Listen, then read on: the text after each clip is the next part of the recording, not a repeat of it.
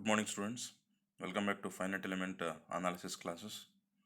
And today is class 4 that we will be dealing with analysis of beams problems. In continuation with the previous class, we will be continuing with the problems. Now, let us look into the problem number 7.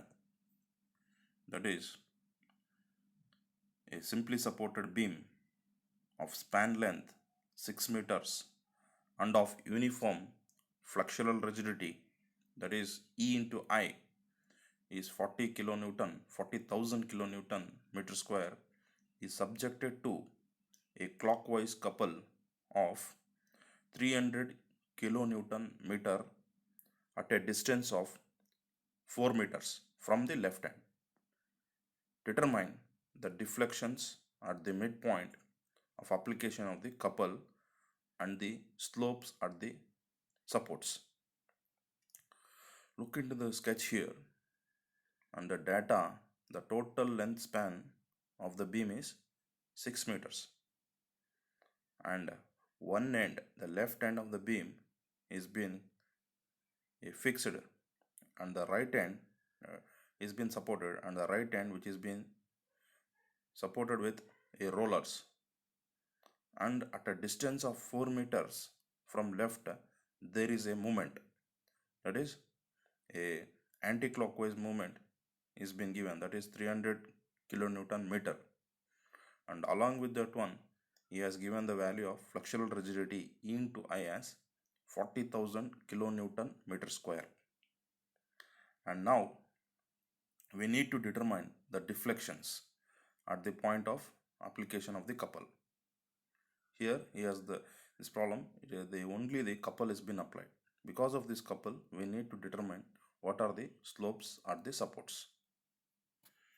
Now, as usual, the first step of FEM for the beam problems, that is first step is convert the physical model to finite element model. That is, the physical model should be converted into finite element model. Since it has a two span length 4 meter and 2 meters, we can consider as two elements. And the first element, which is having elemental length as 4 meter, and second length element which is having an elemental length of 2 meters. And these two elements are having three nodes, that is node 1, node 2 and node 3.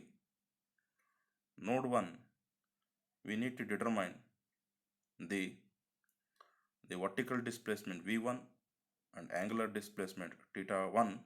Similarly, at node 2, where the couple is applied, we need to determine the vertical displacement V2 and angular rotation theta 2. And also at node 3, we need to determine the linear displacement V3 and angular rotation theta 3. This is the first step. And by considering converting the physical model to FE model, second step is to write the element stiffness matrix for the beam element. See, for the beam element stiffness matrix, K is equal to EI divided by L cube into the matrix of 12 6L minus 12 6L 6L 4L square minus 6L 2L square minus 12 minus 6L 12 minus 6L 6L 2L square minus 6L and 4L square. This is the element stiffness matrix for a beam element. Now in this problem there are two elements, and for the first element we can write the element stiffness matrix, same thing, that is equal to EI divided by L cube into matrix. And here, since the first element is having an elemental length of 4 meters, we will be writing along with this one, he has given the data, the flexural rigidity E into I as 40,000 kilonewton, and we will be taking this one as in terms of Newton meters, that is 40,000 into 10 raised 3 divided by 4 cube. And here the length, everything we maintained in a meters. Therefore, EI by LE cube is 0.625 into 10 raised 6, that is Newton per meter. And L, 6L is 24, 4L square is 64, and 2L square is 32. This is about the first element stiffness matrix. And here, substituting the values of EI by LE cube and the value of L is 4 meters, then we have the first element stiffness matrix K1 as 10 raised 6 into 7.5, 15 minus 7.5, 15, 15, 40 minus 15, 20 minus 7.5 minus 15, 7.5 minus 15, 15, 20 minus 15 and 40. And here it has 3 by 3 matrix, that is V1 theta 1 V2 theta 2. This is first element stiffness matrix for element 1. Similarly, we need to calculate the load vector for the first element. And load vector first element, there is no any load at the node 1 and there is no any moment at node 1. Since that one is F1 is 0, M1 is 0, F2 is 0 and there is a moment at node 2. And since the movement is in anti-clockwise direction, we will be considering it as minus the negative rotation, that is minus 300 into 10 raised minus 3. That is the angular, what you call as moment, that is the moment we will be considering in terms of Newton meter. This is the load vector for the element 1. Similarly, for element 2, we have, since the element 2 is having a length of 2 meters and flexural rigidity EI is 40,000 kilonewton per meter, we can consider it as 40,000 into 10 raised 3 divided by the length is 2 meters. Therefore, EI by LE cube is equal to 5 into 10 raised 6. Now substitute these values in the element stiffness matrix equation. And along with this one, in the element stiffness matrix, substitute the value of 6L is equal to 12, 4L square is equal to 16, 2L square is 8. Since the elemental length of the second element is 2 meters. Now substituting these values in the elemental stiffness matrix equation for element 2.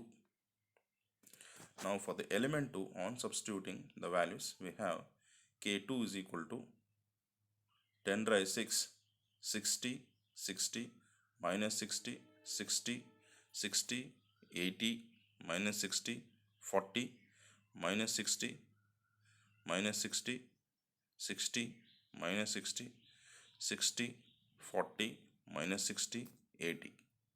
This is the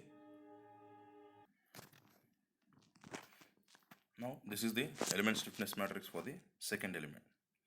And similarly, the element force vector for the second element, that is node, since element 2 is having node 2 and node 3, and node 2 F2 is 0, so the value will be 0 here, and M2 is minus 300 into 10 raised minus 3, that is the moment at node 2, and there is no any load or moment at node 3, will be considering it as 0 on 0. And similarly, we will go for step 3, that is global stiffness matrix. Global stiffness matrix is a combination of elemental stiffness matrix. So that is K is equal to K1 plus K2, that is element stiffness matrix of first element plus element stiffness matrix for second element.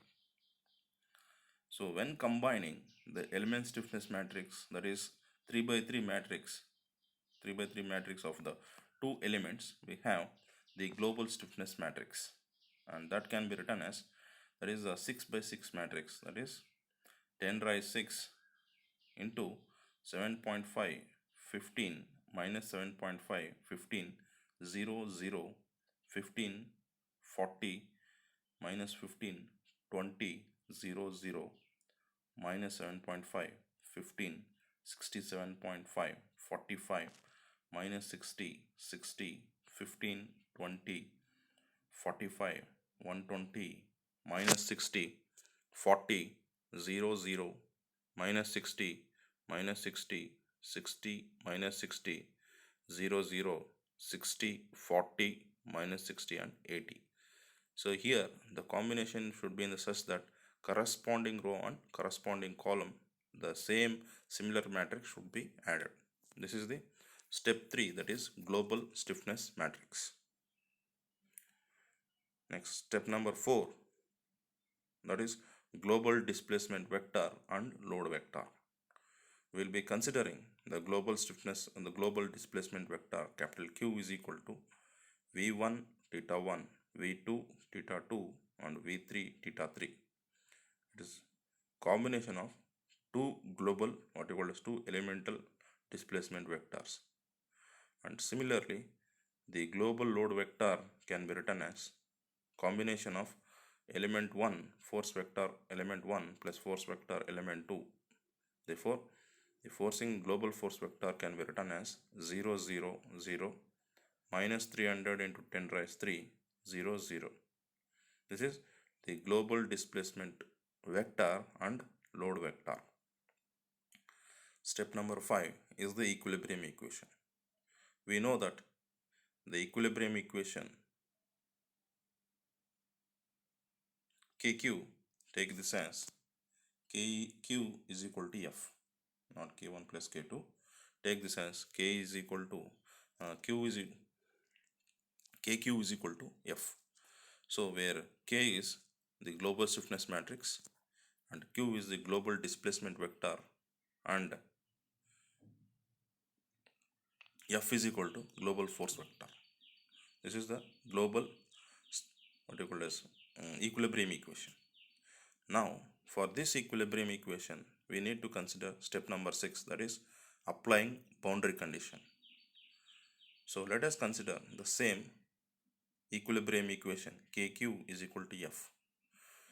Since node 1 at node 1 it is been restricted to move in a vertical direction, V1 is 0, and at node 2 there is no any restriction since it may have a linear displacement or angular rotation, but at node 3 it is been restricted to move in vertical direction, but it has the ability for rotation because of the rollers provided at node 3. Now since node 1 is restricted to move in vertical direction, we will be eliminating the corresponding row and corresponding column. That is, first row and first column should be eliminated. And along with this one, since third node is restricted to move in a vertical direction, that is vertical displacement is restricted, so we will eliminate the third row and third column. This is the elimination method of applying the boundary conditions. Now after applying the boundary condition, the global, what you call as equilibrium equation will reduce to a 4 by 4 matrix, and this 4 by 4 matrix is 10 raised 6, 40, minus 15, 20, 0, minus 15, 67.5, 45, 60, 20, 45, 120, 40, 0, 60, 40, 80. And the unknown displacement we need to determine is theta 1, that is angular displacement, theta 1, V2, theta 2, theta 3. Now from this above equation we can write by matrix multiplication. From the first row we have 40 theta 1 is minus 15 V2 plus 20 theta 2 is equal to 0. Consider this as equation 1. And from second row we have minus 15 theta 1 plus 67.5 V2 plus 45 theta 2 plus 60 theta 3 is equal to minus 0.3 into 10 raised minus point in terms of meters per Coulomb. And similarly from third row we have 20 theta 1 plus 45 V2 plus 120 theta 2 plus 40 theta 3 is equal to 0. Consider this as equation number 3. And from the fourth row we have 60 V2 plus 40 theta 2 plus 80 theta 3 is equal to 0. Right? Consider this as equation number 4. And multiplying equation 3 by 2 and subtracting equation 2, we have 10 5v2 plus 220 theta 2 plus 80 theta 3 is equal to 0. Take this as equation as fifth equation. Now multiplying equation 3 by 0.75 and adding to equation 2, we have 101.25 v2 plus 135 theta 2 plus 90 theta 3 is equal to minus 0.3. Consider this as equation number 6.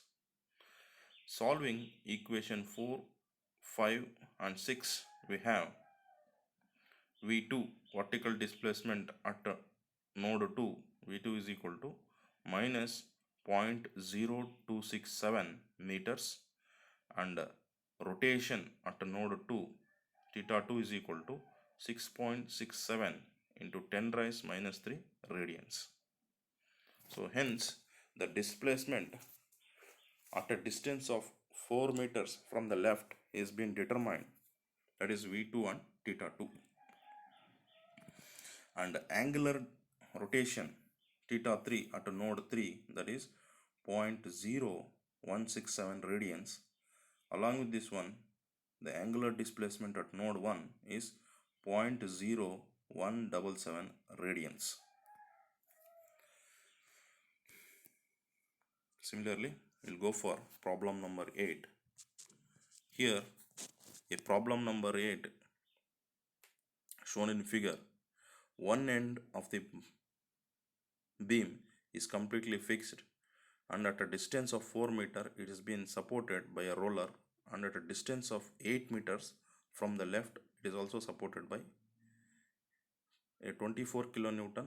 It is also supported by a rollers, and there is a load of 12 kilonewton per meter, UDL load of 12 kilonewton per meter for the first 4 meters, and for the second 4 meters there is 24 kilonewton per meter UDL. And for the beam shown in figure, determine the end reactions and deflection at the midspan. And E as consider Young's modulus as 200 GPa and I as 4 into 10 raised 6 mm to the power of 4.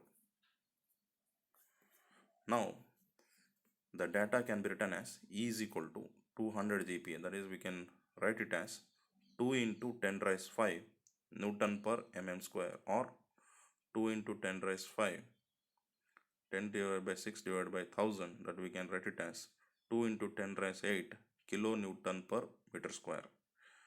And moment of inertia I is equal to 4 into 10 raised 6 mm to the power of 4, convert to meter to the power of 4, that is 4 into 10 raised minus 6 meter to the power of 4. Therefore E into I is equal to 2 into 10 raised 8 into 4 into 10 raised minus 6, that is 800 kilonewton meter square. Step 1. Convert the physical model to finite element model. See here, since both we have divided here in the question is given, it has been considered as two elements. Element 1 is having a length of 4 meter. Also element 2 is also having a length of 4 meters. And since it is having two elements, we will be having 3 nodes, that is node 1, node 2 and node 3. And node 1 is being completely fixed, and node 2 is provided with a roller, and node 3 also is supported by a roller. This is step 1, where we need to convert the physical model to finite element model. Step 2. element stiffness matrix.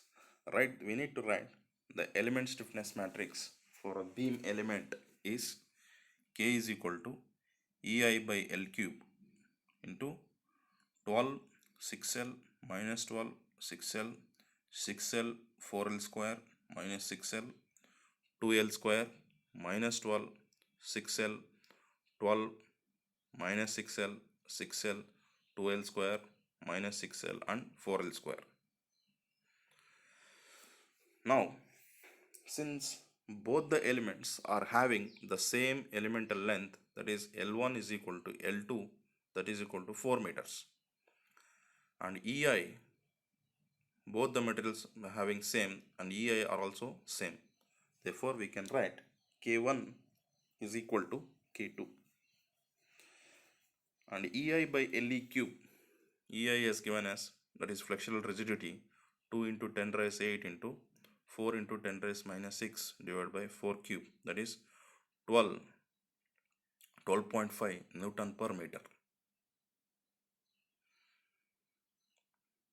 Now for the first element, we can write the element stiffness matrix, which is being considered the first element which is having node 1 and node 2. So we'll be considering it as 1 V1 theta 1 V2 theta 2.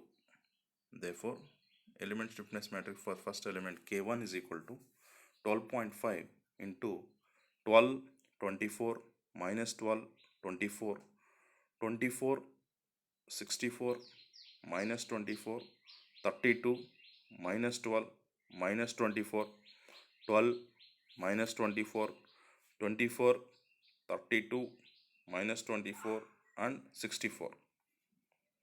Similarly, element 2 is also having the same element stiffness matrix, and the element 2 is having node 2 and node 3. So we'll be representing in terms of V2 theta 2, V3 theta 3. This is the element stiffness matrix for element 1 and element 2. Now step 3.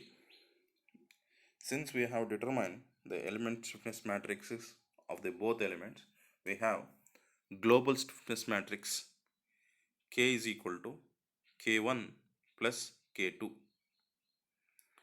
So the global stiffness matrix is a combination of element stiffness matrix, and the global stiffness matrix will be a size of 6 by 6 matrix, that is equal to K is 12.5 into a 6 by 6 matrix, that is 12 24 minus 12 24 0 0 24 64 minus 24 32 0 0 minus 12 minus 24 24 0 minus 12 24.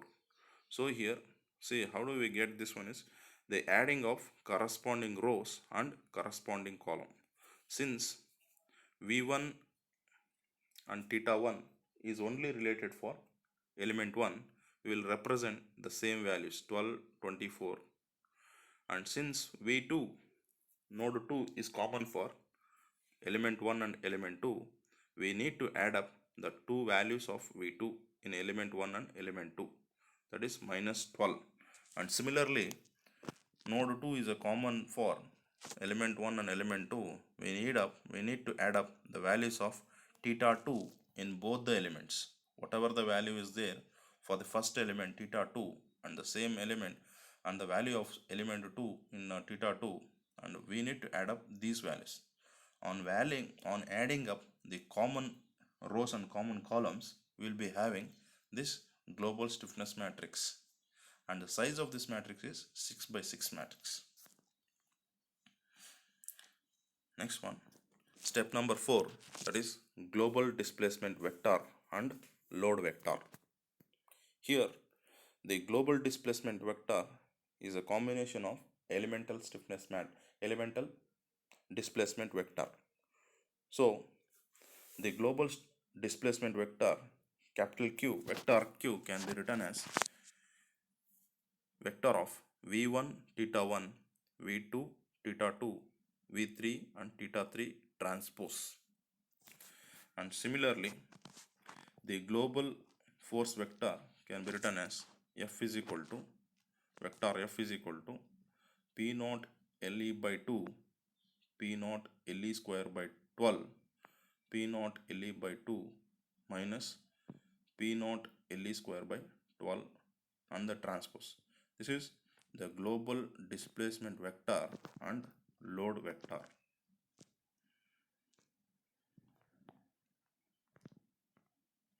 And for the first element, where the UDL is 12 kilonewton meter and the length is 4 meters, and since the load is acting downward directions, we'll take P naught is equal to minus 12 kilonewton per meter.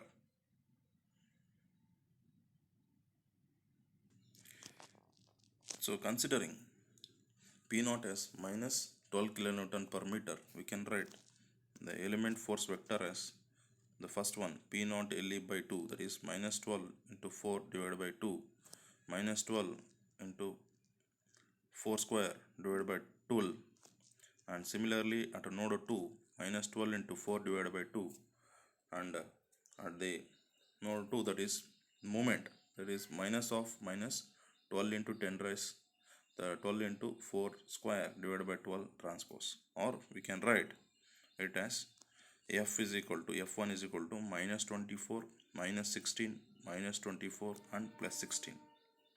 Similarly, for element 2, we have the UDL as minus 24 kilonewton per meter and the length is 4 meters. Considering the UDL as 24 kilonewton per meter, we can write, considering the length as 4 meter, we can write the element force vector is equal to minus 24 into 4 by 2 and minus 24 into 4 square by 12 and minus 24 into 4 divided by 2 minus of minus 24 into 4 square by 12 transpose, or we can represent it as F2 is equal to minus 48 minus 32 minus 48 and 32. This is the element force vector for element 2.